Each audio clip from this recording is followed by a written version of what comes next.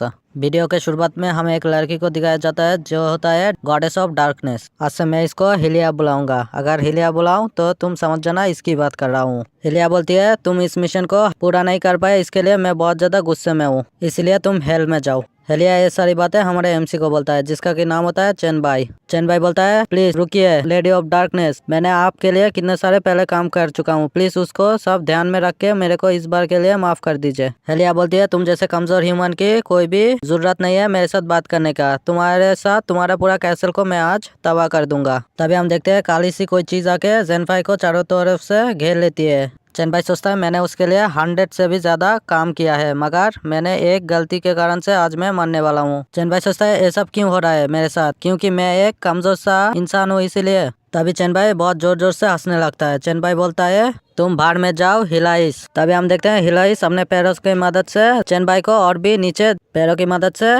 नीचे की तरफ घुसा देती है।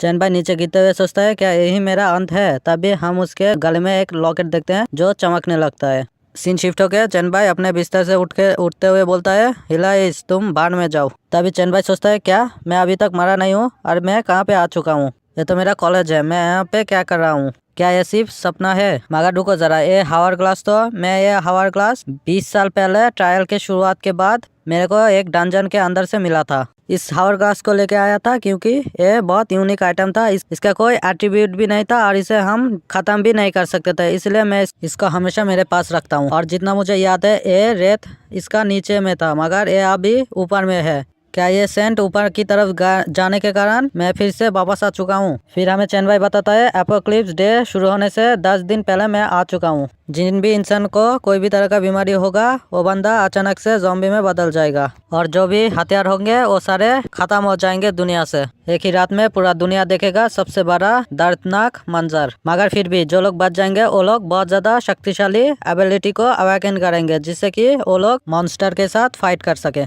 और इसके बाद बहुत सारे हथियार भी यूनिवर्सल विल के कारण अपेयर होने लगेंगे जो बहुत ज्यादा ही शक्तिशाली होंगे। पहले मैं तुम लोगों को एक बात बता देता हूँ, ये यूनिवर्सल विल एक ऐसा चीज है जो सिस्टम जैसा तुम समझ सकते हो, जो सबको पावर भी देगा और बहुत सारे मॉन्स्टर भी अपेयर करेगा। ये एक गेम की तरह होगा। फिर हमें चेन भाई बताता है कि इसके कारण से बहुत सारे गॉड भी इस गेम में हिस्सा लेंगे, मगर ये लोग डायरेक्टली गेम में नहीं आ सकते, इसलिए ये लोग एक इंसान को लेंगे, उस बंदे के मदद से ये लोग किसी न किसी बेनिफिट लेंगे। इस बेनिफिट के बारे में हमें ऑथर तो नहीं बताता, मगर हम लोग फ्यूचर में देखेंगे क्या बेनिफिट होगा। चैन भाई हमें आगे बताता है इसीलिए मैं हिलाइस के अंडर में था क्योंकि मैं बहुत ज्यादा कमजोर था मेरे पिछले जिंदगी में। हिलाइस मुझे जो भी काम देती थी मैं वो सारे काम पूरा करता था, मगर मेरी एक गलती, मैं एक काम पूरा नहीं कर पाया, इसलिए उसने मुझे आखिर में मार डाला।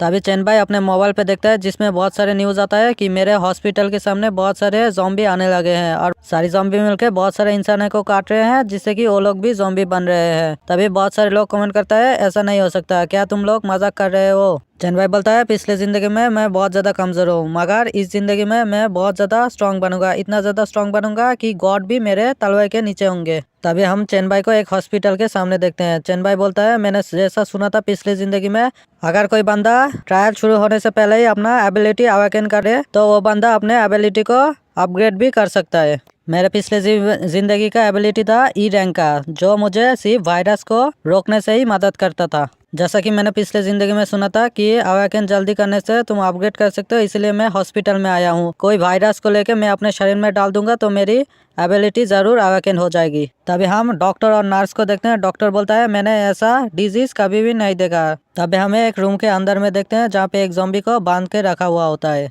जेनफाई बोलता है तुम्हारी मदद से मैं अपने एबिलिटी को जरूर अवेकन कर पाऊंगा, तो मैं तुम्हारे ऊपर विश्वास करता हूँ। तभी हम देखते हैं जेनफाई उसके अंदर में एक सीरीज लगा के उसके अंदर से वायरस बाहर निकल लेता है। जेनफाई सोचता है अगर उस बंदे का बात गलत होगा तो मैं यहीं पे ही मर जाऊंगा, भूल जाओ उस बात को। तभी हम देखते हैं जेनफाई उस वायरस को अपने बॉडी के अंदर डाल देता है। तभी जेनफाई बोलता है अगर मैं इस दर पे मर भी जाऊं तो मुझे कोई फर्क नहीं पड़ता, मुझे ई रैंक से नहीं जीना है। तभी सीन शिफ्ट होकर हमें हिलाइस को देखा जाता है जो बोलती है कि तुम मेरे पास आ जाओ जेनफाई, तुम्हारे जैसा कमजोर इंसान का यही अच्छा अंत है। जेनफाई बोलता है हिलाइस तुम सिर्फ रुको, मैं तुम्हें बिल्कुल तबाह कर दूंगा। तभी सीन शिफ्ट होकर हमें एक अपार्टमेंट का सीन दिखाया जाता है जहाँ पे जेनफाई अंदर घुसता है, जहाँ पे उसका दोस्त उसे देख के बोलता है जेनफाई तेरे को क्या हुआ। जेनफाई बोलता है मैं जाके अपना मुंह धो के आता हूँ, ये कुछ भी नहीं है। तभी जेनफाई बोलता है सच में वो थ्योरी बिल्कुल करेक्ट थी, मैंने सक्सेसफुली अपना एबिलिटी अपग्रेड कर चुका हूँ। तभी सिस्टम का मैसेज आता है कि बधाई हो चेनबाई, तुम पहला इंसान हो जिसने इस दुनिया में पावर को अवाकन किया है। चेनबाई बोलता है क्या, ये तो यूनिवर्सल विल की आवाज है, क्या मैं सच में अवाकन कर चुका हूँ? तभी सिस्टम में मैसेज आता है तुम पहला इंसान हो जिसने पावर को अवाकन किया है, इसीलिए तुम्हारे सारे पावर में 5% का बोनस मिलता है, और तुमने पहली बार सिस्टम को अवाकन किया है, इसके लिए तुम्हें 10% का और भी बोनस मिलता है। सेनबाई बोलता है क्या परसेंटेज बूस्ट, ये सच में बहुत ज्यादा अच्छा है ट्रायल के शुरुआत में ही। तभी हमें सिस्टम में चेनबाई का एबिलिटी का रैंक दिखाया जाता है, जो होता है ट्रिपल ग्रेड का वायरस मोनार्क। चेनबाई हमें बताता है वायरस का सबसे पावरफुल एबिलिटी है वायरस मोनार्क, इससे तुम किसी वायरस को एब्जॉर्ब भी कर सकते हो, मल्टीप्लायर भी कर सकते हो, और इससे तुम किसी चीज बना भी सकते हो। मगर मेरे पास अभी उतना ज्यादा पावरफुल नहीं है, मुझे पहले बहुत सारे वायरस को एब्जॉर्ब करना पड़ेगा जिससे कि मेरा एबिलिटी का रेंज बढ़ जाए। सीन शिफ्ट होकर हमें जेनफाई को एक दूसरी जगह में देखते हैं, बहुत सारे लोग जेनफाई की तरफ आते हैं और उसके पीछे बहुत सारे ज़ॉम्बी भी पड़े होते हैं। हमें चेनबाई बताता है मेरे पिछले जिंदगी में जियांग चेन में बहुत ज्यादा अजीब चीज हुई थी, जहाँ पे बहुत सारे ज़ॉम्बी आने लगे थे, इसीलिए उस हॉस्पिटल को वहाँ पे बंद कर चुके थे। चेनबाई हंसते हुए सोचता है हा ये मेरे लिए बिल्कुल परफेक्ट जगह है। सीन शिफ्ट होकर हम देखते हैं बहुत सारे ज़ॉम्बी को जेनफाई मार के उनके अंदर से वायरस एब्जॉर्ब करने लगता है। तभी बहुत सारे ज़ॉम्बी चेनबाई की तरफ आने लगते हैं। चेनबाई बोलता है हा आज के दिन तुम लोग में से कोई भी नहीं बच के जाएगा। सीन शिफ्ट होकर हमें दूसरे जगह का सीन दिखते हैं, जहाँ पे बहुत सारे ज़ॉम्बी मिलके दरवाजे को तोड़ने की कोशिश करता है। हम उस दरवाजे के अंदर में देखते हैं एक बंदा बोलता है सब कुछ खत्म हो चुका है, ये दरवाजा बहुत जल्दी टूट जाएगा। तभी हमें एक लड़की को दिखाया जाता है जो बोलती है डायरेक्टरली हमें क्या करना चाहिए इस पल, डायरेक्टरली आपको क्या हुआ? तभी हम उस बंदे को देखते हैं जो बोलता है कि मैं तुम्हारा पीछा बहुत दिन से कर रहा था, मगर तुमने मुझे कभी भी भाव नहीं दिया, आज मारने से पहले मुझे थोड़ा मजा करने दो। वो लड़की बोलती है ली फैंग तुम क्या पागल हो चुके हो, ये सब तुम क्या करने लगे हो? तभी अचानक से वो दरवाजा तोड़ के एक ज़ॉम्बी अंदर आ जाता है। हम देखते हैं ली फैन लड़की का हाथ पकड़ के ज़ॉम्बी के सामने कर देता है। ली फैन बोलता है मुझे अभी नहीं मरना। ली फैंग खिड़की की तरफ जाते हुए सोचता है ये सिर्फ 4th फ्लोर है, इससे मैं गिर जाऊंगा तो मार नहीं जाऊंगा। तभी हम देखते हैं ली फैंग खिड़की से जंप कर देता है। कुछ देर के बाद हमें जेनफाई को दिखाया जाता है उसी फ्लोर पे। जेनफाई बोलता है ये लड़की को अभी बाइट किया गया है, अभी भी मैं इसे बचा सकता हूँ, ये मेरी बहुत ज्यादा मदद करेगा। तभी हम देखते हैं जेनफाई उसके अंदर से वायरस को एब्जॉर्ब करने लगता है। तभी हम देखते हैं वो लड़की अपना आंखें खोल देता है। वो लड़की बोलती है तुम्हारा शुक्रिया मेरी मदद करने के लिए। जेनफाई उस लड़की का हाथ पकड़ के बोलता ही है तुम मेरे साथ चलो, मुझे कुछ मदद चाहिए। वो लड़की बोलती है मैं तुम्हारी मदद कर दूंगा, पहले मुझे अपना कपड़े बदल लेने दो। चेनबाई उस लड़की का हाथ पकड़ के बोलता है तुम मेरे साथ चलो, मेरे पास उतना टाइम नहीं है, मुझे जल्दी से कहाँ पे तुम लोग वायरस को रखते हो वहाँ पे लेके चलो, अगर इस मानव पे सपोर्ट मिला तो मैं इसको जरूर कंप्लीट कर दूंगा। तो वीडियो देखने से पहले लाइक सब्सक्राइब कर देना। चलो वीडियो को शुरू करते हैं। जैसे कि हमने पिछले एपिसोड में देखा था, जेनफाई उस लड़की को बोलता है तुम मुझे जल्दी से वहाँ पे लेके जाओ जहाँ पे तुम लोग वायरस को रखते हो। तभी सीन शिफ्ट होकर हमें लेबोरेटरी का सीन दिखाया जाता है, जहाँ पे वो लड़की बोलती है यहाँ पे ही सारे वायरस रखे जाते हैं, तुम यहाँ पे देख लो। तभी चेनबाई सारे वायरस को एक कंटेनर में रखता है। वो लड़की बोलती है तुम ये सब क्या कर रही हो, क्या होगा। तभी जेनफाई बहुत सारे वायरस को एब्जॉर्ब करने लगता है। इसके बदले में सिस्टम उसे बहुत सारे पॉइंट भी देता है। जेनफाई बोलता है मैंने सारे वायरस को ऑब्जर्व कर लिया, अब नेक्स्ट है मुझे किसी वायरस का रास्ते के ऊपर चलना पड़ेगा। तभी हमें बहुत सारे वायरस का नाम बताया जाता है। एक होता है डार्क लाइट वायरस, एनसेक्टर वायरस, डिलाई वायरस, टी वायरस, कॉक्सी वायरस। जेनफाई बोलता है मेरे अभी के हिसाब से मुझे डार्क लाइट वायरस लेना चाहिए। हमें डार्क लाइट वायरस के बारे में बताया जाता है, जिससे कि तुम्हारे सारे एट्रीब्यूट 10% से बढ़ जाएंगे और तुम्हारा सेल्फ हीलिंग 200% से ज्यादा बढ़ जाएगा, और इस वायरस के कारण से तुम किसी ज़ॉम्बी को खाके और भी ज्यादा पावरफुल बन सकते हो। तभी वो लड़की बोलती है दरवाजे पे एक ज़ॉम्बी आया है। जेनफाई बोलता है तुम यहीं पे ही रुको, मैं जाके देखता हूँ उसे। तभी जेनफाई बहुत जल्दी से जाके उस ज़ॉम्बी का गला पकड़ लेता है। जेनफाई सोचता है सच में मेरे एट्रीब्यूट बढ़ने के कारण से मेरा स्पीड बहुत ज़्यादा बढ़ चुका है, चलो मैं तुम्हारे ऊपर मेरा स्किल का टेस्ट करता हूँ। तभी हम देखते हैं कोई टेंटिकल जैसी चीज़ उस ज़ॉम्बी को घेर लेती है। फिर उस ज़ॉम्बी का पूरा शरीर खाने के बाद चेनबाई के शरीर के अंदर घुस जाता है। जेनफाई सोचता है ऑब्जर्वेशन स्पीड बहुत ज़्यादा बढ़ चुका है और मेरा बहुत ज़्यादा स्टेमिना भी रिकवर हो चुका है। तभी वो लड़की डरते हुए पूछती है तुमने अभी क्या किया, फिर भी तुमने मेरी मदद की है, इसके बदले में मैं तुम्हारा ये सीक्रेट सबसे छुपा के रखूँगा। तभी जेनफाई अपना नाम बताता है और उस लड़की अपना नाम बताता है सू शिन। मैं आज से इसको सू बुलाऊंगा, तुम लोग समझ जाना। तभी अचानक से गन फायर का आवाज आता है। जेनफाई बोलता है ये तो जरूर मिलिट्री का लोग होंगे, यहाँ पे ज़ॉम्बी होने के कारण इस जगह को वो लोग सील कर देंगे, हमें जल्दी से यहाँ से निकलना पड़ेगा। तभी हम सू और जेनफाई को देखते हैं जो भागते हुए कहीं पे जा रहे होते हैं। तभी हम एक मॉन्स्टर को देखते हैं जो उन दोनों को ही देख रहा होता है। तभी वो ज़ॉम्बी आके नीचे आके चिल्लाने लगता है। जेनफाई सोचता है ये कितना ज़्यादा मज़ेदार है, एक म्यूटेंट ज़ॉम्बी, तुम्हारे मदद से मैं बहुत जल्दी से इवॉल्व कर सकता हूँ। तभी वो म्यूटेंट ज़ॉम्बी जेनफाई के ऊपर अटैक कर देता है, मगर जेनफाई उस अटैक से बच जाता है। जेनफाई पीछे जाके एक ज़ॉम्बी का सर से पकड़ लेता है। जेनफाई बोलता है सच में एक म्यूटेंट ज़ॉम्बी इतना भी ज़्यादा कमज़ोर नहीं होता। तभी जेनफाई अपना डेलाइट वायरस का इस्तेमाल करके उस मॉन्स्टर को एक जोर से पंच मार देता है। हम देखते हैं उससे उस मॉन्स्टर को बहुत ज़्यादा चोट लगी होती है, फिर भी वो मॉन्स्टर मारा नहीं होता और भी ज़्यादा गुस्सा हो जाता है। जेनफाई सोचता है इसके साथ इतने आसानी से मैं नहीं लड़ सकता, इसको हराने के लिए मुझे बहुत ज़्यादा वक्त लगेगा। तभी सू कांच तोड़ के एक हथियार को बाहर निकल के जेनफाई की तरफ फेंक देता है। जेनफाई उस हथियार को पकड़ के उस मॉन्स्टर के ऊपर बहुत बड़ा काट लगा देता है। इसके कारण से वो मॉन्स्टर बहुत ज़्यादा गुस्सा हो जाता है और जेनफाई को लेके जाके एक दवाल के साथ लगा के मारने लगता है। इसके कारण से हम देखते हैं जेनफाई के मुंह से भी ब्लड निकलने लगता है, मगर फिर भी जेनफाई हंसने लगता है, बोलता है ये तो बहुत ज़्यादा अच्छा है। तभी जेनफाई के अंदर से वो ही डेलाइट वायरस शरीर के ऊपर चढ़ने लगता है। यह देख के तो सू बहुत ज़्यादा डर जाती है। सू बोलती है जेनफाई तुम सच में बहुत ज़्यादा कमाल के हो।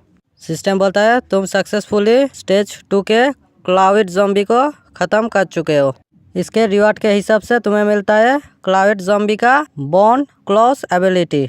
जेनफाई सोचता है मैंने डार्क लाइट वायरस को चुन के सबसे ज़्यादा अच्छा काम किया है। तभी वहाँ पे मिलिट्री आके बोलती है कोई यहाँ से हिलना मत, अपना हाथ ऊपर कर लो, हम लोग सिर्फ 3 तक गिनेंगे, अगर तुमने हाथ ऊपर नहीं किया हम लोग शूट कर देंगे। जेनफाई सू को गोद में उठा के बोलती है चलो हम लोग यहाँ से चलते हैं। उनको भागते हुए देख के मिलिट्री भी गोली चलाने लगता है। सू बोलती है जेनफाई वहाँ से ऊपर चलो, वहाँ पे रूफटॉप का रास्ता है। हम देखते हैं बहुत सारे गोलियां जेनफाई के शरीर में भी लग जाता है। सू बोलती है जेनफाई क्या तुम ठीक हो? जेनफाई बोलता है तुम चुपचाप यहाँ पे बैठ जाओ, मैं तुम्हें लेके जाता हूँ। तभी रूफटॉप में आने के बाद जेनफाई पूछता है तुम्हारा घर किधर है? तभी सू अपना घर का एड्रेस बोल देता है। जेनफाई बोलता है ठीक है, तुम मुझे कस के पकड़ लेना। सीन शिफ्ट होके सू के अपार्टमेंट की तरफ हम देखते हैं, जहाँ पे सू बोलते है तुम्हारे कपड़े बहुत ज़्यादा गंदे हो चुके हैं, तुम जाके पहले इसको क्लीन कर लो, उसके बाद मैं तुम्हारे चोट पे मेडिसिन लगा दूंगी। जेनफाई बोलता है तुम्हें इसके बारे में चिंता नहीं करनी चाहिए, मेरा शरीर ऑटोमेटिकली हील हो चुका है। सू बोलती है फिर भी मुझे देखना है। तभी जेनफाई अपने कपड़े उतार के बोलता है ठीक है तुम देख लो। सू शर्माते हुए बोलती है तुम्हारे शरीर में अभी भी दाग है, अभी भी ये चीज़ पूरी तरह से हील नहीं हुआ है। जेनफाई बोलता है अगर मैं तुम्हें खा जाऊँ तो मेरा शरीर पूरी तरह से हील हो जाएगा, तुम इसके बारे में क्या सोचते हो? क्या तुम मेरे लिए सेक्रीफाइस हो जाओगी? सू शर्माते हुए बोलती है अगर तुम मुझे पहले खाना चाहते थे तो तुम मुझे पहले ही खा सकते थे, तुम मुझे कभी भी बचाते नहीं। जेनफाई बोलता है तुम गलत हो, मुझे तुम्हारी उस पल मदद चाहिए थी इसीलिए मैंने तुम्हें बचाया था, अब तुम इसके बारे में क्या सोचती हो? तभी हम देखते हैं जेनफाई सू के कपड़े फाड़ने लगता है, बोलता है अभी सच में बहुत ज़्यादा अच्छा टाइम है, तुम क्या बोलती हो? तुम मुझे खाने के लिए दे दो, मैं बहुत जल्दी हील हो जाऊँगा। सू बोलती है पहले हमें खुद को क्लीन करना चाहिए। जेनफाई सू को किस करके बोलता है ठीक है चलो पहले खुद को क्लीन करते हैं। हम देखते हैं दोनों बाथरूम में ही शुरू पर जाते हैं। सच में मेरा किस्मत कितना ज़्यादा बुरा है, अभी तक सिंगल हूँ, #sad life।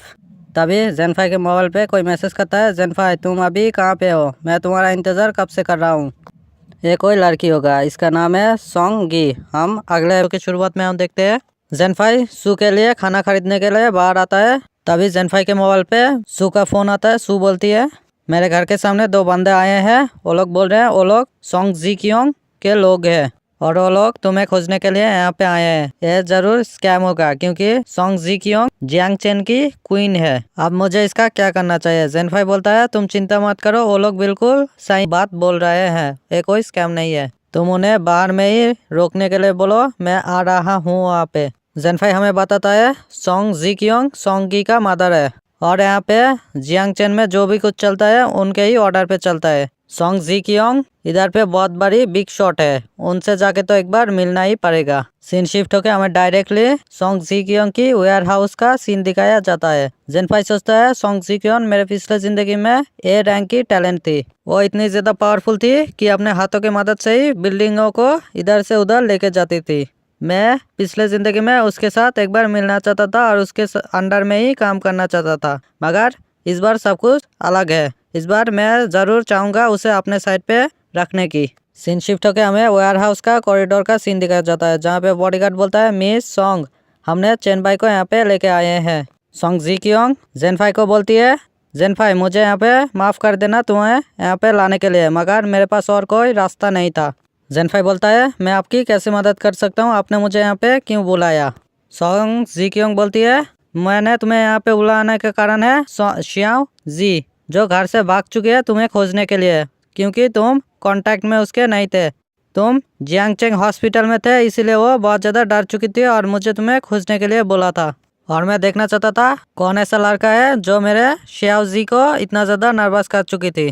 जेनफाई बोलता है आंटी सोंग, मुझे घुमा फिरा के बात करने का कोई इरादा नहीं है, क्या आप डायरेक्टली मुझे बात बताएंगे किस लिए आपने मुझे यहाँ पे बुलाया। सोंग जी कियोंग बोलती है क्या तुम्हें सीधा सीधा सुनना है, ठीक है, तुम क्या सोचते हो मेरे होने के बारे में। अगर तुम शियाओ जी को पसंद भी करते हो, अगर तुम चाहो तो मैं तुम्हारी शादी भी करा सकता हूँ। जेनफाई बोलता है मुझे नहीं लगता आपके पास ऐसा कोई कारण है ये सब करने का।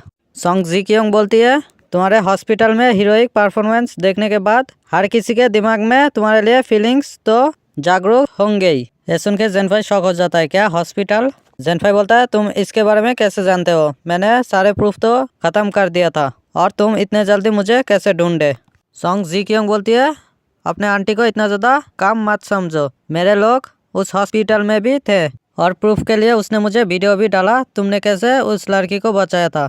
और मेरा किस्मत बहुत ज़्यादा अच्छा है जो मिलिट्री के लोग वहाँ पे गए थे और एक बंदे को वहाँ से बचाया भी था, जो अभी आइसोलेशन है, जो सू शिन को बहुत अच्छे से जानता है। जेनफाई सोचता है ये ज़रूर लिu फेंग होगा। देखो यार मैंने बोला था लिu फेंग मर चुका होगा, मगर मैंने फिर से जाके उस इमेज को देखा तो पहली बार वो इमेज लोड नहीं लिया था, इसीलिए मैंने तुम्हें बताया था वो मर चुका होगा। मगर इस बार जाके देख रहा हूँ वो बंदा उसी खिड़की के अंदर अटक गया था और वो ज़ॉम्बी नीचे गिर चुका होगा। तो आगे बढ़ते हैं। सीन शिफ्ट होके पिछले रात का सीन दिखाया जाता है, जहाँ पे जेनफाई बोलता है जो बंदा वहाँ पे बाथरूम के खिड़की में था वो लिu फेंग है, जो तुम्हें ज़बरदस्ती करने का कोशिश किया और उसने तुम्हें पहले ज़ॉम्बी की तरफ भेज दिया। सू बोलती है हाँ तुमने बिल्कुल सही बोला, वो मुझे ज़ॉम्बी की तरफ धकेल के वो बंदा वहाँ से बचने की कोशिश किया, मगर उस ज़ॉम्बी ने उसका सर पटक के उस खिड़की में दे मारा, मगर उसके कारण से वो ज़ॉम्बी नीचे गिरा और वो बंदा फिर नहीं उठा। जेनफाई बोलता है मैंने तो सोचा था जो खिड़की में वो बंदा लटक रहा है, मैंने सोचा था वो बंदा मर चुका होगा। सू बोलती है हाँ ऐसा ही हो कि वो बंदा मर जाए, मैं सच में उससे बहुत ज़्यादा नफरत करती हूँ। जेनफाई मैं अभी बहुत ज़्यादा अच्छा महसूस कर रहा हूँ, क्या हम कंटिन्यू करें। जेनफाई बोलता है इसके बारे में जाने दो, मुझे नहीं लगा था ये तुम्हारा पहली बार है, इसलिए ये बहुत ज़्यादा बुरा होगा मैं अगर फिर से करूँ। भाई हमें इधर पे एक अच्छी खासी लड़की नहीं मिलता और इस बंदे को वर्जिन लड़की मिली, फिर भी ये बंदा कॉम्प्लेन कर रहा है, सच में चूतिया है। सू बोलती है मुझे इसके लिए माफ़ कर देना। जेनफाई बोलता है ठीक है हम कभी और ट्राई करेंगे। सू बोलते हैं नहीं मुझे अभी सब कुछ करना है, मुझे अपने लाइफ सेवियर को सेटिस्फाई करना है। सीन शिफ्ट होकर हम एक एलिवेटर का सीन देखते हैं। जेनफाई बोलता है आंटी सोंग क्या आप मुझे बता सकते हैं आइसोलेट सर्वाइवर को कहाँ पे रखा जाता है। सोंग जी कियोंग बोलती है पहले तुम मेरे आदमी बन जाओ, उसके बाद ही मैं तुम्हें बताऊंगी। जेनफाई बोलता है आंटी सोंग आप मुझे अंडर एस्टिमेट कर रहे हैं। सोंग जी कियोंग बोलती है हाँ तुमने बिल्कुल सही बोला, क्योंकि तुम बहुत ज़्यादा ताकतवर होंगे मगर मैं बहुत ज़्यादा स्किलफुल हूँ। तभी जेनफाई उसकी बातें काटते हुए बोलता है मेरे बारे में आप सिर्फ बहुत थोड़ा सा ही जानते हैं, आप मुझे जितना ज़्यादा जानेंगे उतना ज़्यादा आपको पता चलेगा। मैं आपका आदमी तो नहीं बन सकता, आप इसके बारे में क्या सोचते हैं आप मेरी बन जाए। जेनफाई का क्लॉ देख के बॉडीगार्ड सामने आके जी कियोंग को बचाने की कोशिश करता है। जी कियोंग बोलती है क्या ये ज़ॉम्बी वायरस का म्यूटेशन है। जेनफाई बोलता है नहीं तुम बिल्कुल गलत हो, अगर तुम मेरी ह्यूमन बन जाओ तो मैं तुम्हें ज़रूर बताऊंगा इसके बारे में तुम क्या सोचती हो।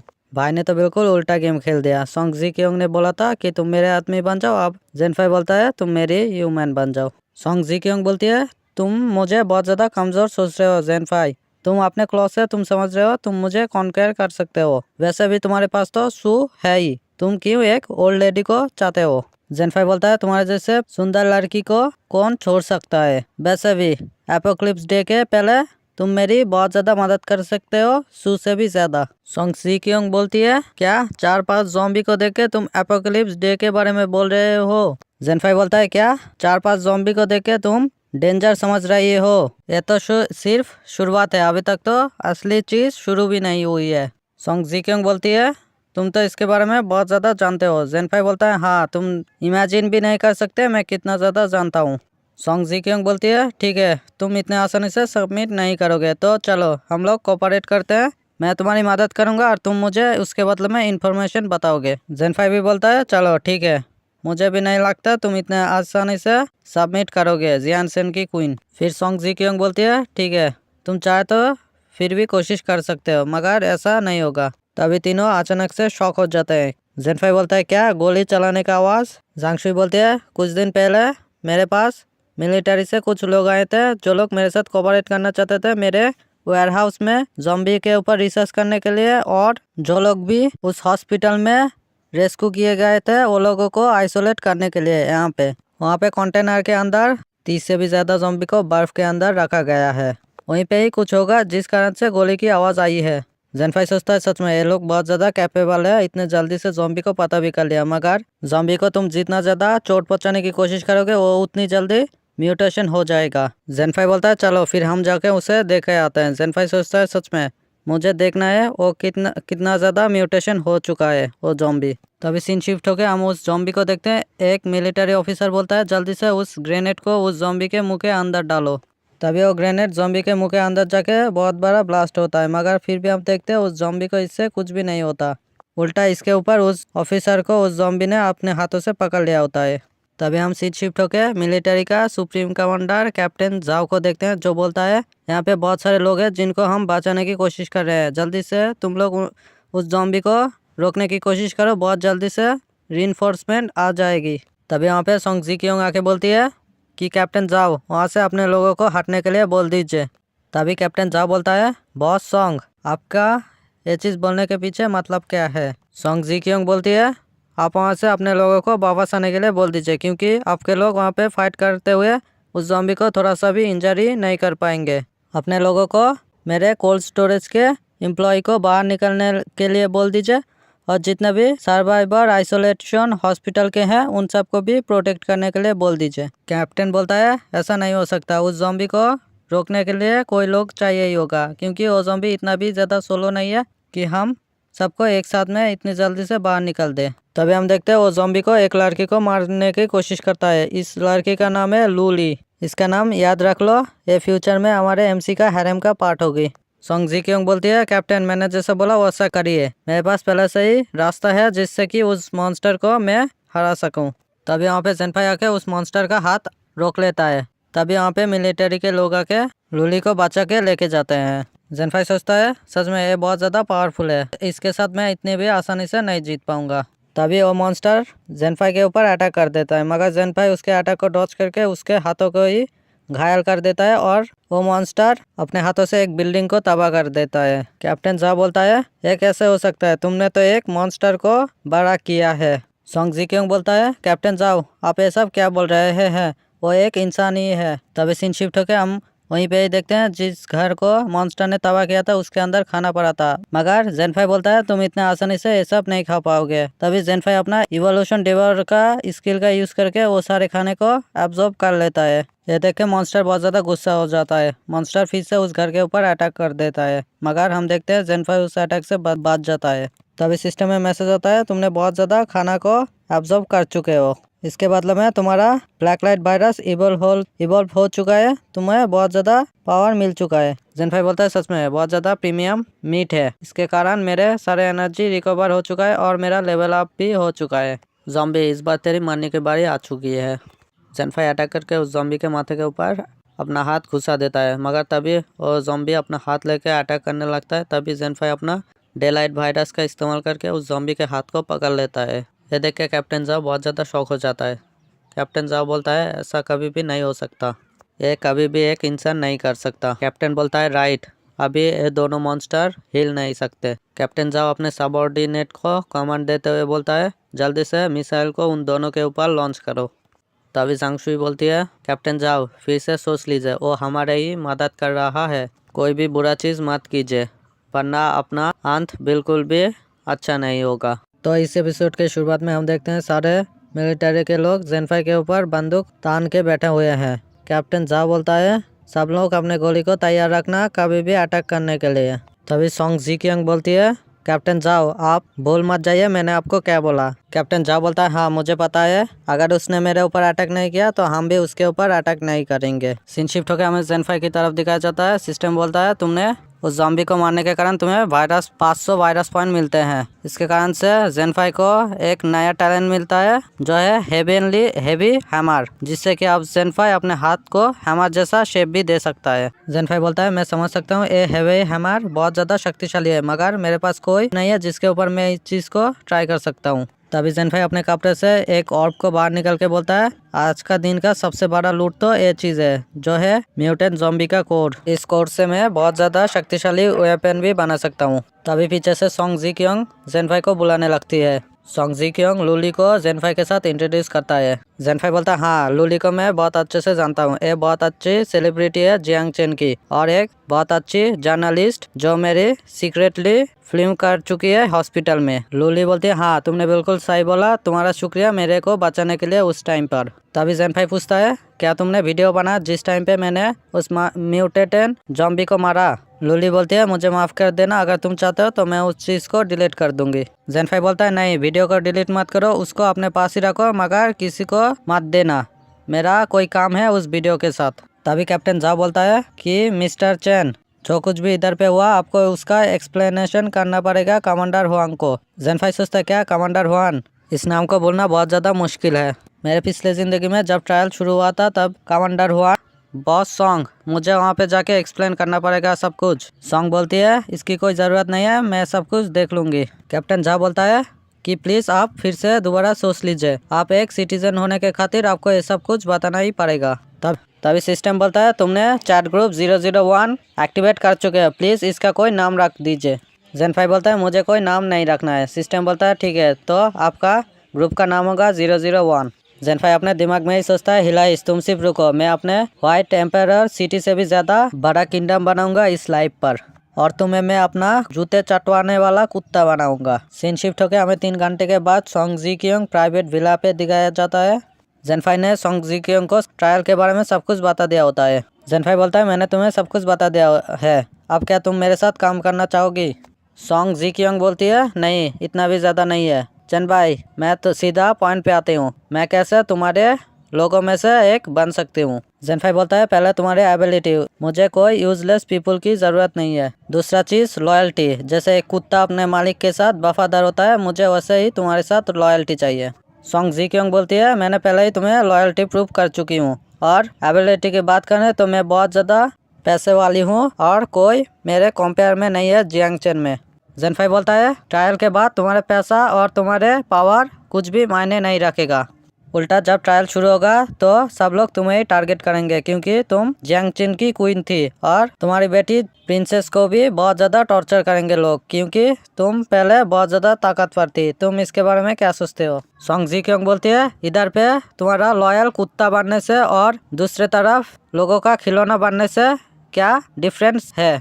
जेनफाई बोलता है, मैं दुनिया में सबसे ज़्यादा पावरफुल होंगे और तुम मेरे लोगों में से एक होगी, इसके बारे में तुम क्या सोचते हो? सोंग जीक्यांग बोलती है, मैं अगर ज़्यादा देरी हेजिटेट करती हूँ तो मेरे हाथ से बहुत ज़्यादा इम्पोर्टेंट अपॉर्चुनिटी चले जाएगी। तो सोंग जीक्यांग घुटने में आके बोलती है, मैं आज से आपकी हर एक बात मानूंगी मास्टर।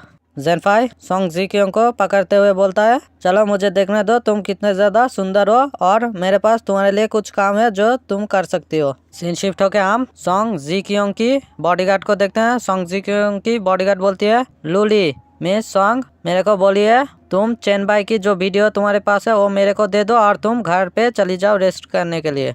लोली बोलते हैं, ठीक है मैं जाके रेस्ट करती हूँ, फिर वैसे भी पहली बार मैंने एक ज़ॉम्बी को देखा था, अगर जेनफाई वहाँ पे नहीं होता तो मैं आज मार ही जाती। तभी सीन शिफ्ट होके सोंग जीक्यांग के मोबाइल पे सोंग जी का फ़ोन आता है। तभी जेनफाई उसका फ़ोन पकड़ के बोलता है, ओ सोंग जी, सोंगजी फोन पे बोलती है, मॉम क्या कुछ गड़बड़ हुआ है जिसलिए आपने मुझे बुलाया? जेनफाई बोलता है, सोंगी ये मैं हूँ जेनफाई। सोंगी फोन पे बोलती है, जेनफाई तुम यहाँ पे क्या कर रहे हो और मेरी मॉम कहाँ पे है? जेनफाई बोलता है, तुम्हारी मॉम अभी बहुत ज़्यादा बिजी है खाना खाने में और बातें अभी नहीं कर सकती है। तुम जल्दी से घर पे आ जाओ, तुम्हारे साथ बहुत ज़्यादा इंपॉर्टेंट बात करनी है। सोंगी बोलती है, ठीक है तुम वहीं पे ही रुकना, मेरे को तुम्हारे साथ बहुत ज़्यादा बातें करनी है। तुमने मेरे मैसेज का एक भी रिप्लाई क्यों नहीं दिया? तभी जेनफाई अपना फ़ोन काट देता है। इसके कारण से सोंगजी को बहुत ज़्यादा गुस्सा आता है। सोंगजी बोलती है, मैं तुम्हें अपने स्कर्ट के नीचे कैनल डाउन करके रखूंगी, तुम सिर्फ वेट करो वहाँ पे। मुझे सिर्फ एक ही बात समझ में नहीं आई, इस लड़की ने क्यों अपने स्कर्ट के नीचे कैनल डाउन करने की बात बोला? साला कुछ तो गड़बड़ है। सीन शिफ्ट होकर सोंगजी क्यों बोलती है, मास्टर क्या आप मेरे डॉटर को भी प्रोटेक्ट करेंगे प्लीज? जेनफाई बोलता है, उसके पास कोई भी एबिलिटी नहीं है और वो सिर्फ तुम्हारे ऊपर ही रिलाई करती है, मगर फिर भी अगर तुम अपना काम बहुत ज़्यादा अच्छे से करती हो तो तुम्हारी डॉटर ट्रायल के शुरुआती दिनों में मॉन्स्टर नहीं बनेगी, ये मेरा वादा है। तुम लोगों को एक चीज़ मैं दिखाना चाहता हूँ, अगर इस इमेज में तुम लोग समझ नहीं पा रहे हो सोंग जी क्योंग ने क्या किया है तो तुम लोग अभी भी पोगो देखो जाके। फिर भी मैं एक चीज़ बता देता हूँ, सोंग जी क्योंग ने लॉलीपॉप चूसा है जेनफाई का। तो आज का एपिसोड बोलता है, तुम अगर अच्छे से काम करोगी तो मैं सोंग जी का भी बहुत अच्छे से ख्याल रखूँगा। सोंग जी क्योंग बोलती है, आपका शुक्रिया मास्टर। सीन शिफ्ट होकर हम सीक्रेट वेयर हाउस का सीन देखते हैं, जहाँ पे सोंग जी बोलती है, मॉम आप जेनफाई के फालतू बातों को ऐसे कैसे विश्वास कर सकती हो?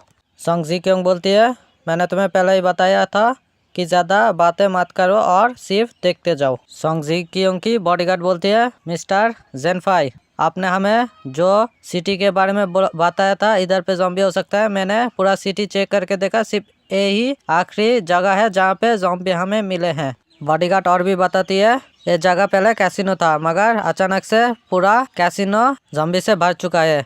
यहाँ पे 100 से भी ज़्यादा ज़ॉम्बी है मगर हमें एक भी स्पेशल ज़ॉम्बी नहीं मिला। फिर जेनफाई बॉडीगार्ड से पूछती है, मैंने जितना भी जगह तुम्हें बताया सिर्फ यही आखिरी जगह है जहाँ पे तुम्हें ज़ॉम्बी मिला? बॉडीगार्ड बोलती है, हाँ। जेनफाई सोचता है, मेरे बिना कोई और भी है जो सारे ज़ॉम्बी को कलेक्ट कर रहा है, लगता है वो बंदा भी अवेकन हो चुका है और वही बंदा सारे ज़ॉम्बियों को कलेक्ट कर रहा है। सच में बहुत ज़्यादा इंटरेस्टिंग है, उससे तो एक बार मिलना ही पड़ेगा। फिर जेनफाई बॉडीगार्ड को बोलता है, जल्दी से दरवाजे को ओपन करो। तभी दरवाजा खोलने के कारण बहुत सारे ज़ॉम्बी जेनफाई की तरफ आने लगते हैं। हम देखते हैं जेनफाई बहुत आसानी से सारे ज़ॉम्बी को मार रहा होता है और इधर पे सू उन सारे चीज़ों का वीडियो कर रहा होता है। फिर सीन शिफ्ट होकर हमें दिखाया जाता है जेनफाई ने सारे ज़ॉम्बियों को मार दिया होता है। सिस्टम बोलता है, कॉन्ग्रेचुलेशन, तुम्हें एक न्यू टाइटल दिया जाता है जो है ज़ॉम्बी हंटर, क्योंकि तुमने 300 से भी ज़्यादा ज़ॉम्बी को मारा है।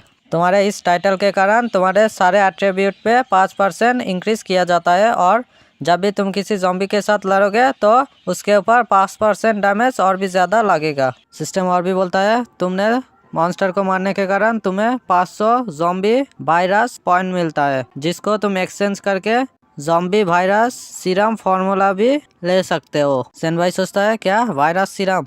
ये वायरस एबिलिटी यूज़र को बहुत ज़्यादा मदद करेगा उसके टैलेंट को अपग्रेड करने के लिए, इसीलिए जेनफाई 300 पॉइंट देके वायरस सीरम फार्मूला खरीद लेता है। तभी जेनफाई सोंग जी क्योंग को बोलते हैं, जल्दी से तुम सबको अंदर आने के लिए बोल दो और मैंने जो तुम लोगों को बोला है वो चीज़ तुम लोग भूले तो नहीं हो? सोंग जी क्योंग बोलते हैं, नहीं मैं बिल्कुल भी नहीं भूली, हमें हथियार लेके ज़ॉम्बी के साथ फाइट करना है और सारे ज़ॉम्बी को मारना है जिससे कि हम ट्रायल के बाद ज़ॉम्बी में कन्वर्ट ना हो जाए। तभी जेनफाई बोलता है, तुम में से कौन आगे आना चाहेगा, मुझे देखना है तुम लोगों का ताकत कितना है। तभी सोंग जी क्योंग की बॉडीगार्ड बोलती है, मुझे पहले जाना है। तभी जेनफाई उस ज़ॉम्बी को छोड़ देता है और वो बॉडीगार्ड जाके उस ज़ॉम्बी को उठा के पटक देती है। इससे नहीं है, तुम्हें उसे मारने के लिए 10 हिट ज़रूरत है। फिर सीन शिफ्ट होकर हमें सू का सीन दिखाया जाता है, जिसने भी एक ज़ॉम्बी को मार डाला होता है मगर बहुत ज़्यादा मुश्किल से। जेनफाई बोलता है, तुम बहुत ज़्यादा कमज़ोर हो मगर तुम इंसानों के शरीर से बहुत ज़्यादा फैमिलियर हो, इसीलिए तुम उसे मार पाए। तभी हमें सोंग जी को दिखाया जाता है जो बहुत ज़्यादा डरी होती है। सोंग जी क्यों बोलती है,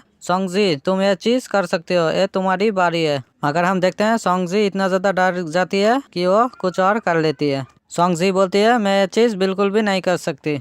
जेनफाई बोलता है, लाने से पहले ही डर चुकी है, फेल। फिर जेनफाई सोंग जी क्योंग को बोलती है, तुम यहाँ पे आओ। फिर सोंग जी क्योंग आने के बाद जेनफाई बोलता है, मैंने जितने भी जगह के बारे में बोला था ज़ॉम्बी होने का, वो सारे जगह पे ज़ॉम्बी नहीं है, इधर जरूर कुछ गड़बड़ है। तभी सोंग जी क्योंग सोंग जी के बारे में कुछ बताने लगता है। जेनफाई बोलता है ए सच में बहुत ज़्यादा बुरा था, मैं उसे ट्रेनिंग तो नहीं दे सकता क्योंकि मेरे पास बहुत सारे काम है, तुम उसे ट्रेनिंग दो। सोंग जी क्योंग बोलती है मगर वो वायरस से कैसे बचेगी। तभी जेनफाई सोंग जी क्योंग को वायरस का फॉर्मूला देता है जो सिस्टम से उसने खरीदा था। सोंग जी क्योंग वो फॉर्मूला लेके बोलता है तुम्हारा शुक्रिया, मेरे ऊपर विश्वास करने के लिए। मैं ये फार्मूला लेके ज़रूर सीरम को बना ही लूँगी और मैं इस फार्मूला को बहुत अच्छे से रखूँगी। जेनफाई बोलता है तुम अपना काम अच्छे से करना और किसी को भेज दो मेरे को घर तक छोड़ के आई। सोंग जी क्योंग बोलती है ठीक है, मैं आपके साथ स्वान यार को भेज देती हूँ। तभी सीन शिफ्ट होकर जेनफाई सोचता है मैंने जो पोस्ट किया था उसको बहुत सारे लोगों ने देखा होगा, चलो देखते हैं कितने सारे लोग मेरे को कांटेक्ट किए हैं। तभी हमें जेनफाई के मोबाइल पे दिखाया जाता है जो जिसमें बहुत सारे लोगों का नाम होता है, इतने सारे लोगों ने जेनफाई को कांटेक्ट किया है। जेनफाई सोचता है ये सारी चीज़ें क्या है। तभी जेनफाई के मोबाइल पे दिखाया जाता है एक प्राइवेट मैसेज को जिसमें लिखा होता है ब्रदर मैं भी एक अवाकेनर हूँ ट्रायल के शुरुआती दिनों में, क्या आप मुझे बता सकते हैं इसके बारे में और भी कुछ। फिर दूसरा मैसेज करती है ब्रदर क्या आपने मेरा मैसेज को नहीं देखा अभी तक। जेनफाई ये मैसेज देख के बोलता है फाइनली कुछ लोग तो हैं समझदार यहाँ पे।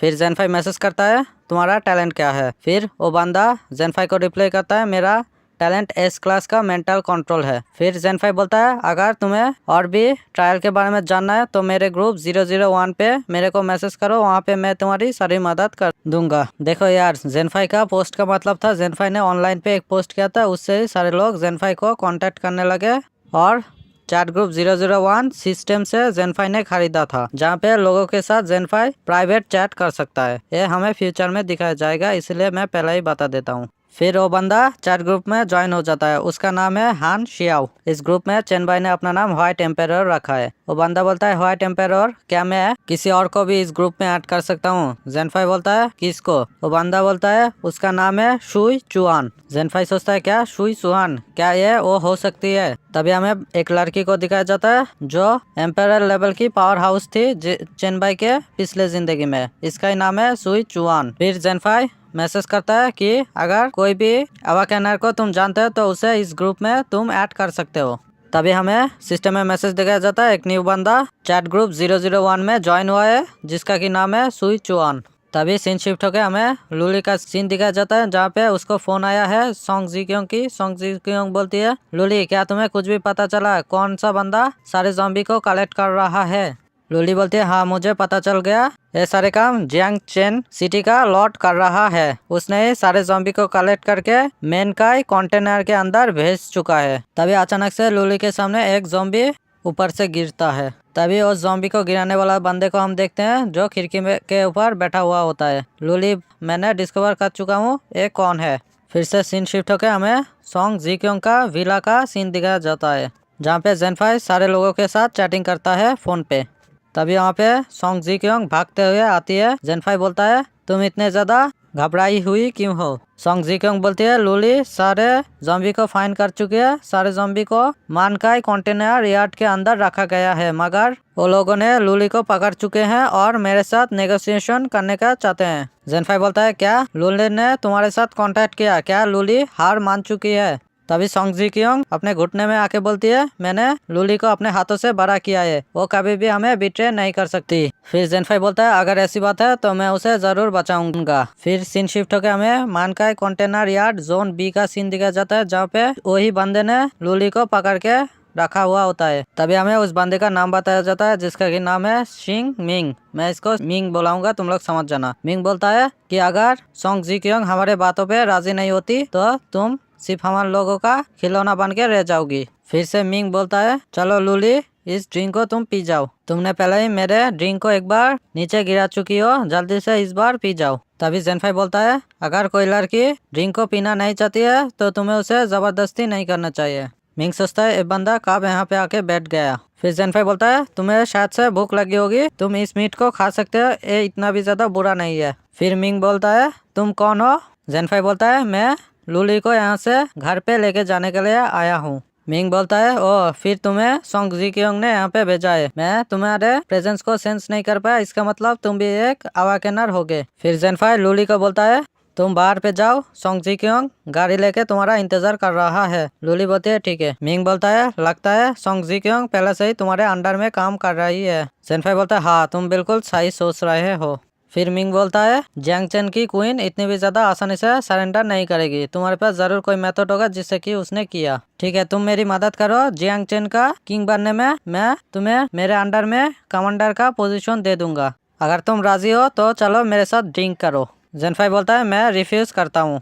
ये सुन के मिंग अपने हाथों से ग्लास को तोड़ डालता है। मिंग बोलता है तुम चिंता मत करो, मेरे पास एस लेवल का टैलेंट है, सबसे हाईएस्ट। मैं तुम्हें थोड़ा पनिशमेंट दूंगा तो तुम्हारा अकल ठिकाने में आ जाएगा। तो आज का जेनफाई बोलता है तुम्हारे पास सच में बहुत ज्यादा पावर है, मगर तुमने बहुत सारे इंसानों को मार डाला ज़ॉम्बी के हाथों से, इसलिए तुम्हें ट्रायल के शुरुआत में ही मार डालना सबसे बेहतर ऑप्शन है। और वैसे भी मेरा टैलेंट है ट्रिपल एस ग्रेट का। मिंग बोलता है मेरा टैलेंट का नाम है स्लॉटर प्रोग्रेशन। मेरे टैलेंट की मदद से मेरा टारगेट को जब भी मैं मार डालूंगा उसके अंदर से मेरे को एट्रीब्यूट मिलेगा जिससे मैं अनलिमिटेड ग्रो करते रहूंगा। यह है मेरा सबसे शक्तिशाली एस लेवल ग्रेड का टैलेंट। और तुम बोल रहे हो तुम्हारे पास ट्रिपल एस ग्रेड का टैलेंट है। अगर तुम्हारे पास ट्रिपल एस ग्रेड का टैलेंट है तो तुम रातों रात गॉड लेवल पे चले जाओगे। हाँ तुमने बिल्कुल सही बोला, मैं गॉड लेवल तक पहुंचने में बहुत ज्यादा क्लोज हूँ, मगर मैं तुम्हें अपना टैलेंट के बारे में नहीं बताऊंगा। जेनफाई सोचता है इसका टैलेंट का टाइप होगा कॉम्बैट टाइप, और इसके हाथों में जो क्लॉ है ये जरूर एक इक्विपमेंट होगा। मिंग अटैक करते हुए बोलता है तुम एरोगेंट बच्चे, तुम मुझे निराश मत करना, तुम्हारे मारने के बाद मुझे अच्छा खासा एट्रीब्यूट चाहिए। हम देखते हैं जेनफाई और मिंग दोनों एक दूसरे को अटैक कर देते हैं। मिंग अपने इक्विपमेंट के साथ और जेनफाई अपने हाथों को ही ट्रांसफॉर्म करके अटैक कर देता है। फिर मिंग अपने सारे ताकत को इकट्ठा करते हुए बोलता है तो तुम्हारे पास भी कॉम्बैट टाइप का टैलेंट है, मगर तुम मेरे से ज्यादा शक्तिशाली बिल्कुल भी नहीं हो। जेनफाई बोलता है ये बंदा अपना स्किल का यूज कर रहा है, ये अपने टैलेंट के बारे में इतना भी ज्यादा मेरे को एक्सप्लेन नहीं किया, मुझे जरूर केयरफुल रहना पड़ेगा इस अटैक से। फिर मिंग जेनफाई की तरफ अटैक करने के लिए चला जाता है। जेनफाई भी अपना हाथ को कन्वर्ट करके मिंग के ऊपर अटैक कर देता है। हम देखते हैं बहुत ज्यादा पावर निकलने लगता है दोनों के अटैक से। फिर से मिंग बोलता है बच्चे तुम क्या ठीक हो? मुझे नहीं लगता तुम्हारे पास ज्यादा ताकत और बची है। क्या तुमने नहीं बोला था तुम्हारा टैलेंट ट्रिपल एस ग्रेड का है? चलो मुझे जल्दी से अपना ताकत दिखाओ। जेनफाई बोलता है मैं पहले से ही अपना टैलेंट का यूज कर रहा हूँ, तुम ये चीज देख नहीं पा रहे हो। मिंग जेनफाई को पीछे झटक के बोलता है तुम अपना फालतू बातें करना बंद कर दो। फिर से मिंग जाके जेनफाई को एक जोर से मुक्का मार देता है। मिंग बोलता है इसका ताकत, इसका एजिलिटी सब कुछ मेरे से नीचे है, मगर ये फिर भी दिखा रहा है ये मुझसे ज्यादा शक्तिशाली है। तुम्हारे ये सारे छोटे मोटे ट्रिक्स एब्सोल्यूट पावर के सामने कुछ भी नहीं है। तभी अचानक से मिंग को कुछ होने लगता है, उसके मुंह और शरीर से खून निकलने लगता है। तभी सिस्टम बोलता है तुम्हारे शरीर में वायरस घुस चुका है, इसके लिए तुम्हारा सोचने का क्षमता और तुम्हारा मूवमेंट बहुत ज्यादा स्लो किया जाता है। मिंग सोचता है ये सब मेरे साथ क्या हो रहा है। तभी जेनफाई बोलता है तो सच में तुम्हारा फिजिक बहुत ज्यादा अच्छा है, इसीलिए मेरा वायरस को काम करने में बहुत ज्यादा देर लग गई। वैसे तुम्हें कैसा लग रहा है अब इतने सारे इलनेस के साथ? मिंग अटैक करते हुए बोलता है तुम्हारी हिम्मत कैसे हुई मेरे साथ ये सारी गेम खेलते हुए? जेनफाई मिंग के शरीर के अंदर अपना हाथ घुसाते हुए बोलता है मैंने कोई भी गेम तुम्हारे साथ नहीं खेला, मैंने पहले ही तुम्हें बता दिया था, मगर तुम ही थे जिसने बिलीव नहीं किया। मैं तुम्हारे शरीर को धीरे धीरे एब्जॉर्व करूंगा, प्लीज तुम मेरे को डिसअपॉइंट मत करना। तभी सिस्टम में मैसेज आता है तुमने इवॉल्व्ड ह्यूमन को एब्जॉर्व कर चुके हो, इसीलिए तुम्हारा डे लाइट वायरस का बेसिक एट्रीब्यूट तुम्हें मिलता है। फिर से सिस्टम बोलता है तुम्हारा black light devouring virus evolve हो चुका है, जिससे कि तुम अब जिस बंदे को मारोगे उस बंदे का मेमोरी भी देख सकते हो और उधर से बहुत कम चांस होगा किसी स्किल को भी ले सकते हो। जेनफाई बोलता है सच में ब्लैक लाइट वायरस का बेसिक एट्रीब्यूट मिलने से मेरे को बहुत ज्यादा फायदा हुआ है। चलो देखते हैं कितना ज्यादा एट्रीब्यूट मेरे शरीर के अंदर ऐड हुआ है। जेनफाई अपना पिछला एट्रीब्यूट बोलता है जो स्ट्रेंथ था 30%, स्पिरिट पावर था 20% और 100% रीजेनरेशन एबिलिटी। अब हम सिस्टम में देखते हैं चेनबाई का अभी का एट्रीब्यूट। स्ट्रेंथ है 50, एजिलिटी है 50, फिजिक है 50, स्पिरिट पावर है 40, लाइफ रीजेनरेशन है 200%। जेनफाई बोलता है सच में बहुत ज्यादा बेनिफिट हुआ है मेरे को। जेनफाई और भी बोलता है एक ऑर्डिनरी इंसान का एट्रीब्यूट होता है 5%। इस बंदे का सच में लक बहुत ज्यादा अच्छा है, इसीलिए इस बंदे का एट्रीब्यूट इतना ज्यादा हुआ था और इस बंदे के पास इक्विपमेंट भी आ गया था। जरूर इस बंदे ने किसी म्यूटेंट ज़ॉम्बी को मारा होगा। तभी सिस्टम पे हमें उस ज़ॉम्बी क्लो का एट्रीब्यूट दिखा जाता है जो होता है ई क्लास का इक्विपमेंट। अगर तुमने इसे पहना तो 10 से एजिलिटी बढ़ जाएगा, स्ट्रेंथ 8 से बढ़ जाएगा और अगर तुमने किसी बंदे को इस क्लो से हिट कर दिया तो तुम्हें इंस्टेंट रिकवरी बोनस मिलेगा और इसके साथ एक स्किल मिलेगा जो है घोस्ट क्लो। उस एबिलिटी के कारण तुम्हारे एजिलिटी और 10 से प्लस हो जाएगा, अटैक स्पीड 20 से प्लस हो जाएगा। इस इक्विपमेंट को यूज करने के लिए अवेकनर को लेवल 2 पे होना चाहिए और एजिलिटी 25 से ज्यादा होना चाहिए। जेनफाई को उस बंदे से और भी एक चीज मिला होता है जिसे मैं स्किप कर रहा हूँ, इसके बारे में उतना जानने का जरूरत नहीं है। तुम लोग इस ब्लूप्रिंट को ऐसा समझ सकते हो, किसी चीज को बनाने के लिए इसका जरूरत पड़ता है, जैसे कि जेनफाई ने उस वायरस सीरम को बनाया था। जेनफाई बोलता है सच में सी क्लास का ब्लूप्रिंट, इस बंदे का लक सच में बहुत ज्यादा हाई होगा। फिर जेनफाई ग्रुप में मैसेज करके बोलता है ट्रायल 10 मिनट के अंदर शुरू होने वाला है। तुम लोगों को मैंने जो कुछ भी बोला तुम लोग ने कर दिया है ना। मैं बिल्कुल भी नहीं चाहता मेरे ग्रुप के मेंबर ट्रायल शुरू होने से पहले ही मर जाए। तभी एक बंदा मैसेज करके बोलता है ग्रुप लीडर आपका शुक्रिया हमें याद दिलाने के लिए। एक लड़की भी शुक्रिया बोलती है और बोलती है सिर्फ 9 मिनट बाकी है। हम एक और बंदे को देखते हैं जो जिम में प्रैक्टिस करते हुए बोलता है सिर्फ 8 मिनट बाकी है, मैं इंतजार नहीं कर सकता। फिर सीन शिफ्ट होकर एक और बंदे को दिखा जाता है जो बोलता है सिर्फ 7 मिनट बाकी है ब्रदर, तुम थोड़ा इंतजार और कर लो। एक और लड़की मैसेज करती है 6 मिनट बाकी है ग्रुप लीडर, मैं बहुत ज्यादा डरी हुई हूँ। ऐसे और भी लोग बोलते हैं 4 मिनट 3 मिनट 2 मिनट बाकी है। तभी जेनफाई सारे लड़कियों को बोलता है तुम लोग बाहर आके ये चीज देख लो, बाहर में जो कुछ शांति ऐसा चीज सिर्फ हिस्टोरी में ही रह जाएगी। बहुत जल्दी इस दुनिया का खात्मा होने वाला है। सोंग जी बोलती है अभी भी 5 सेकेंड बाकी है सिस्टर शुआंग, मैं बहुत ज्यादा डरी हुई हूँ। शुआन यार बोलती है तुम्हें ज्यादा डरने की जरूरत नहीं है, मुझे आज पता चला बॉडीगार्ड का नाम है शुआन यार, तो तुम लोग समझ जाना। फिर हमें दिखाया जाता है समय खत्म हो चुका है और ट्रायल शुरू हो चुका है। हमें दिखाया जाता है चांद अचानक से रेड होने लगता है। हमें सिटी का सीन दिखाया जाता है जहाँ पे बहुत सारे लोग ज़ॉम्बी में कन्वर्ट हो चुके हैं और एक दूसरे को काटने लगते हैं। बहुत सारे लोग अपने एबिलिटी से ज़ॉम्बी को रोकने लगते हैं। फिर हमें सिस्टम में बताया जाता है जो भी इवॉल्विड ह्यूमन है उन सबको एक्सपीरियंस की जरूरत पड़ता है अपने इनेट एबिलिटी को अपग्रेड करने के लिए। सिर्फ इतना ही नहीं, इस ट्रायल में बहुत सारे दूसरे क्रिएचर इस ट्रायल में पार्टिसिपेट ले रहे हैं। सिर्फ इतना ही नहीं, इस प्लेनेट के अंदर अनगिनत रिफ्ट्स और रेलम अपेयर होने लगते हैं। ये तुम्हें पता करना है इधर पे तुम कैसे जीना चाहते हो, ताकतवर बन के या लूजर बन के मरना चाहते हो। तभी हमें एक प्लेन को सीन दिखाया जाता है जिसके ऊपर आग लगा होता है और वो बहुत जल्दी क्रैश होने वाला है। जेनफाई बोलता है खुद को ताकतवर करने के लिए अपना बेस्ट करना। तभी सिस्टम में मैसेज आता है हावर ग्लास तुम्हें पहचान चुका है और तुम्हारे साथ जुड़ना चाहता है। जेनफाई बोलता है हावर ग्लास अभी तक अननोन है, जल्दी से तुम लोग यहाँ से हट जाओ। फिर जेनफाई कुछ देख के डर जाता है। हमें दिखाया जाता है सब कुछ एक जगह पे रुक चुका है। जेनफाई बाहर में देखता है, देख के बोलता है क्रैशिड एयरप्लेन भी हवा में ही रुक चुका है। जेनफाई बोलता है पूरा समय ही रुक चुका है एक जगह पर। तभी अचानक से हावर ग्लास से बहुत ज्यादा लाइट निकलने लगता है। सिस्टम बोलता है टाइम हावर ग्लास तुम्हारे साथ सक्सेसफुली जुड़ चुका है। सिस्टम बोलता है हावर ग्लास का एबिलिटी है तुम्हें समय के पीछे भी ले जा सकता है और किसी भी समय को एकदम खत्म भी कर सकता है। सिस्टम और भी बताता है हावर ग्लास का कूल डाउन अभी तक खत्म नहीं हुआ है, इसको खत्म होने में 72 साल 6 मंथ 7 दिनों का टाइम लगेगा और इस स्किल को तुम किसी भी आर्टिफैक्ट से या कोई भी स्किल से काम नहीं कर सकते। जेनफाई बोलता है इसका मतलब मैं फिर से रिबॉर्न होने का कारण ये हावर ग्लास ही है जिसने मेरे को पीछे बेच चुका है। सच में कितना ज्यादा पावरफुल स्किल है किसी का जिंदगी बचाने का। तब फिर से टाइम ठीक हो जाता है। सोंग जी क्यों बोलती है क्या तुमने हमें बुलाया, अगर कोई काम है तो मुझे बोल सकते हो या मैं कुछ गलत सुनी हूँ। जेनफाई बोलता है हाँ तुमने बिल्कुल मेरे को सही सुना है, जाओ जाके विला का देख के आओ सब कुछ ठीक है या नहीं, और अगर कुछ गड़बड़ है जल्दी से उसे क्लीन कर दो सुबह होने से पहले ही। सब लोग बोलते हैं ठीक है। सीन शिफ्ट होकर हमें दूसरे दिन का सीन दिखा जाता है जहाँ पे हर एक तरफ आग लगी होती है। हमें सोंग जी क्यों की विला के सामने दिखाया जाता है बहुत सारे ज़ॉम्बी मरा पड़ा होता है। तभी सोंग जी क्यों अपने एबिलिटी एस क्लास आइस का एमेथिक्स आइस का यूज करके अटैक करने के लिए जाती है। तभी सिस्टम में हमें उसके एबिलिटी के बारे में बताया जाता है।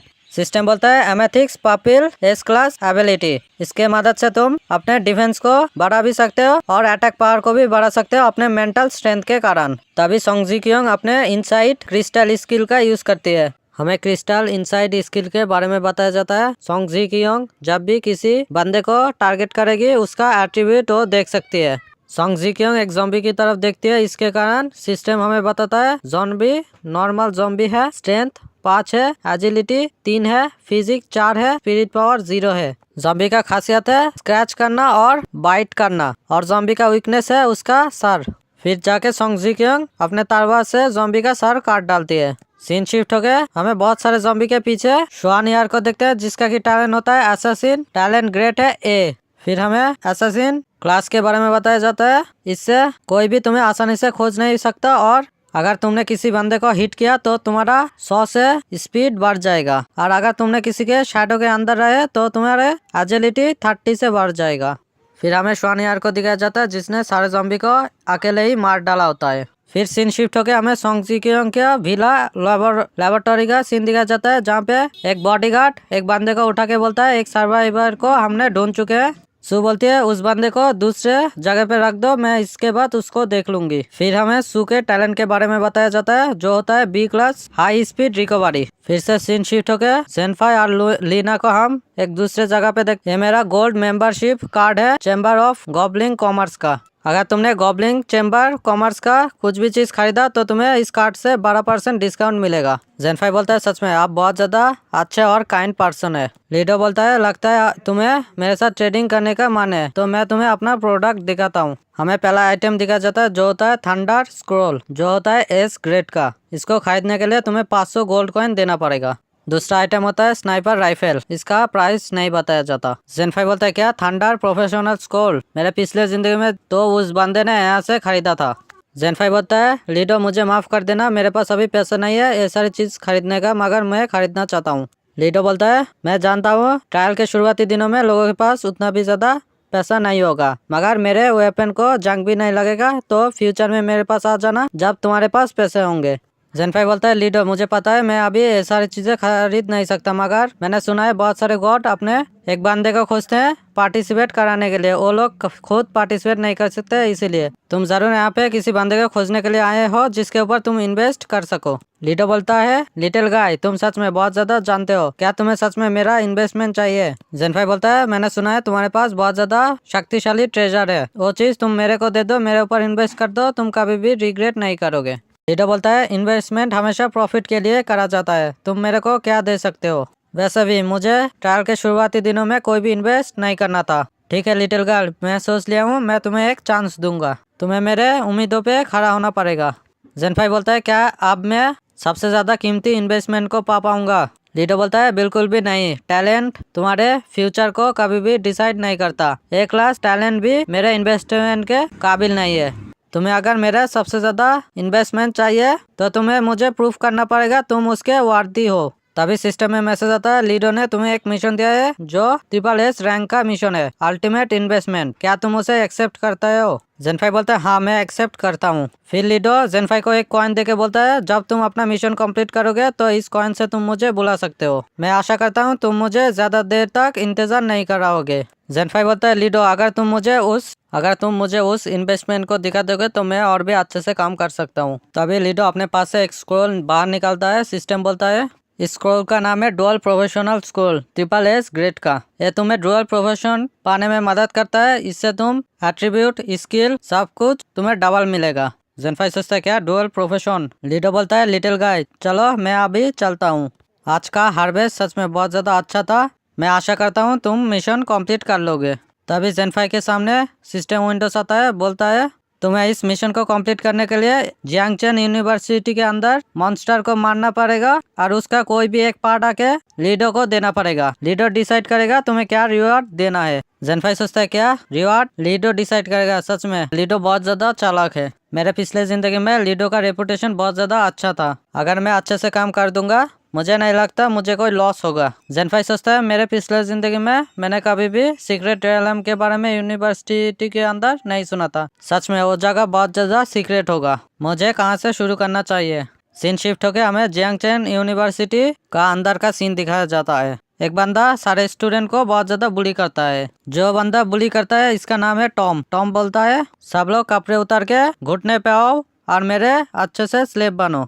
अगर तुम मेरी बात नहीं सुनोगे तो मैं तुम लोगों को मार डालूंगा। एक बंदा गाली देते हुए बोलता है तुम्हारे सपनों में। टॉम बोलता है लगता है तुम्हें मरने की जल्दी है, ठीक है मैं तुम्हें मार डालता हूँ, मगर चिंता मत करना मैं तुम्हें इतनी आसानी से नहीं मारूंगा। तभी एक लड़की टॉम को रोकते हुए बोलता है टॉम अब तुम बहुत ज्यादा कर रहे हो। तभी टॉम उस लड़की को मारते हुए बोलता है तुम यहाँ से हट जाओ। तभी कोई उस दरवाजे को तोड़ के अंदर आ जाता है।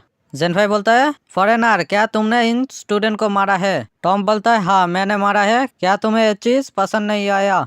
फिर चेनबाई अटैक करते हुए बोलता है ठीक है जाओ हेल में जाओ। फिर पीछे से टॉम का साथी भी अटैक करने के लिए आता है मगर जेनफाई उसे भी मार डालता है। जेनफाई बोलता है तुम में से कोई मेडिकल डिपार्टमेंट में पढ़ाई करता है क्या? मैं किसी को ढूंढ रहा हूँ जो मेडिकल फैसिलिटी को अच्छे से जानता हो। सारे स्टूडेंट बोलते हैं नहीं हम में से कोई भी नहीं है।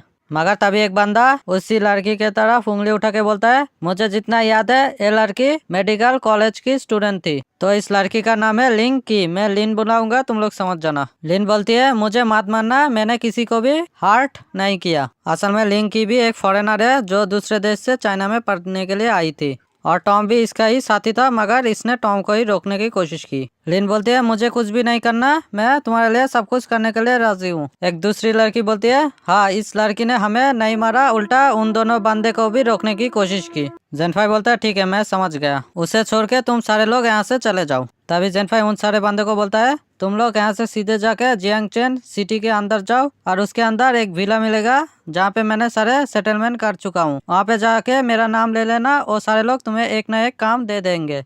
एक लड़की बोलती है ठीक है हम लोग समझ गए, हम लोग यहाँ से जा रहे हैं। तभी लिंग जेनफाई से पूछती है क्या मैं उन लोगों के साथ नहीं जा सकती? तुम्हें क्या चाहिए मेरे से जो तुम मेरे को यहाँ पे रोक रहे हो?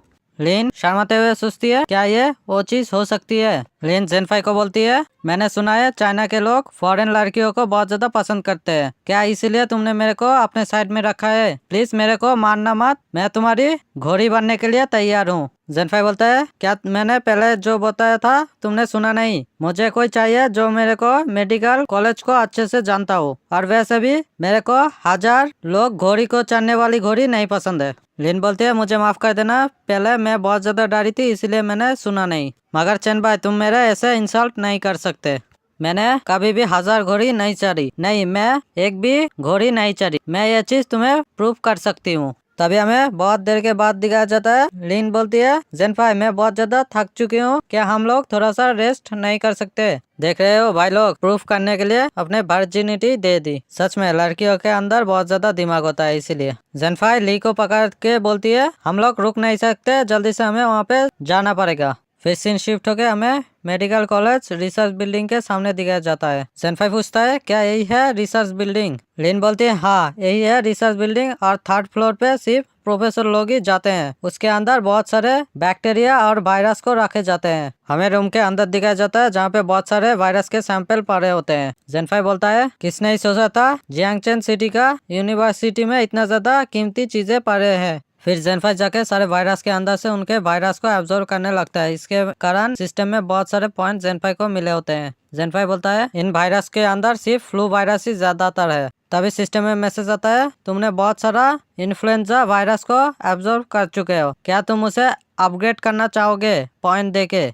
जेनफाई बोलता है क्या इन्फ्लुएंजा वायरस को मैं अब अपग्रेड करके स्किल में कन्वर्ट कर सकता हूँ। तभी सिस्टम में मैसेज आता है सक्सेसफुली अपग्रेड हो चुका है एपिडेमिक इन्फ्लुएंजा स्किल। सिस्टम में हमें इस स्किल के बारे में बताया जाता है जब भी जेनफाई किसी टारगेट को उसके सारे एट्रीब्यूट बहुत ज्यादा कम हो जाएंगे और उसके अंदर एक नेगेटिव बफ चलते ही जाएगा। ये उसके रेस वो इंसान है या कुछ और इसके ऊपर डिपेंड करेगा और वो कितना ज्यादा शक्तिशाली है। जेनफाई सोचता है सच में ये स्किल बहुत ज्यादा ही ताकतवर है। जेनफाई सोचता है मेरे पिछले जिंदगी में मैं कभी भी वायरस को अपग्रेड करने के बारे में नहीं सोचता था, मगर इस लाइफ में मुझे लगता है मुझे अपग्रेड करने के बारे में ही ज्यादा सोचना पड़ेगा। सच में ट्रिपल एस ग्रेड का टैलेंट बहुत ज्यादा ही कमाल का होता है। मेरे पास अभी भी बहुत सारे पॉइंट बाकी है, मुझे उनको भी अपने स्ट्रेंथ में अपग्रेड करना चाहिए, कारण लीडो का ट्रायल इतना भी ज्यादा आसान नहीं होगा। जेनफाई अपने सारे पॉइंट को देके अपग्रेड करने के बाद हम देखते हैं जेनफाई अपने हाथों को हिलाने से ही पूरा दीवार टूट जाता है। ये देखे लिंक बहुत ज्यादा डर जाती है। लिंक सोचती है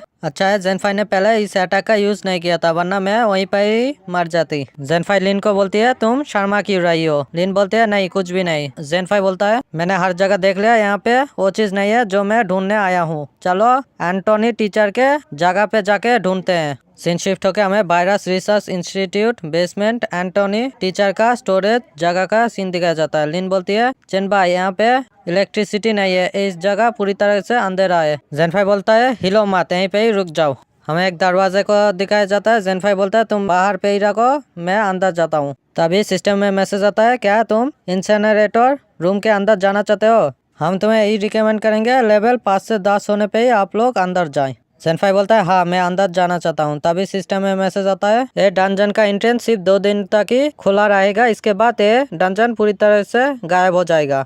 जेनफाई बोलता है इसी कारण से मैंने अपने पिछले जिंदगी में इस डंजन के बारे में नहीं सुना था। फिर हम देखते हैं बहुत सारे लोग जो लोग मर चुके थे और सारे लोगों की बॉडी फिर से जिंदा होने लगता है, मगर ये सारे ज़ॉम्बी हो चुके हैं।